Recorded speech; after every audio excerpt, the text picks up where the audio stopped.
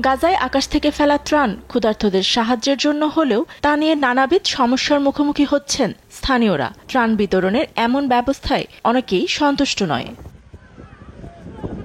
আমাল আবু আসি ৩ সন্তানের মা। ত্রাণের প্যাকেট খুলে জানান, এইটুকু খাবার যথেষ্ট নয়। ত্রাণের পণ্যে কোনো বেলারই সম্পূর্ণ খাবার তৈরি করা সম্ভব নয়। এ ধরনের খাবার স্বাস্থ্যের জন্য খুবই ক্ষতিকর। আরও বলছেন, শিশুরা মৃতপ্রায়, তাদের পুষ্টিকর খাবার প্রয়োজন। এছাড়াও ত্রাণ বিতরণের পুরনো পদ্ধতিতে ফেরার দাবি জানান তিনি।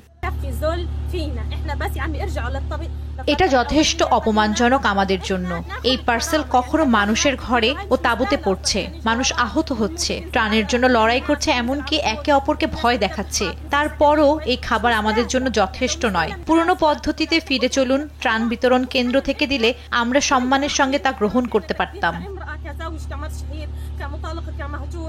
মোহাম্মদ আবুল আইনিন দেখাচ্ছেন নিজের পাওয়া ত্রাণ সামগ্রী। আরব আমিরাত থেকে আসা চাল, পাস্তা, চা ও রান্নার তেল পেয়েছেন তিনি। ত্রাণ সংগ্রহ নিয়ে নিজের দুর্ভোগের কথা এভাবেই তুলে ধরেন তিনি।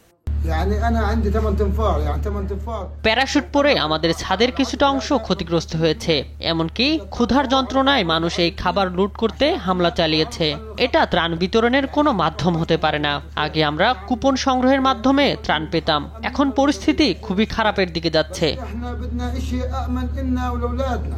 জাতিসংঘের মতে ফিলিস্তিনে ২১ লাখ জনসংখ্যার জন্য প্রতিদিন ৬০০ ত্রাণের ট্রাক প্রয়োজন, অথচ সেখানে মাত্র ১০০ ট্রাক প্রবেশ করেছে। ত্রাণ সামগ্রীর অভাবে এখনও লাইফ বেকারি ও একাধিক কমিউনিটি রান্নাঘর বন্ধ আছে।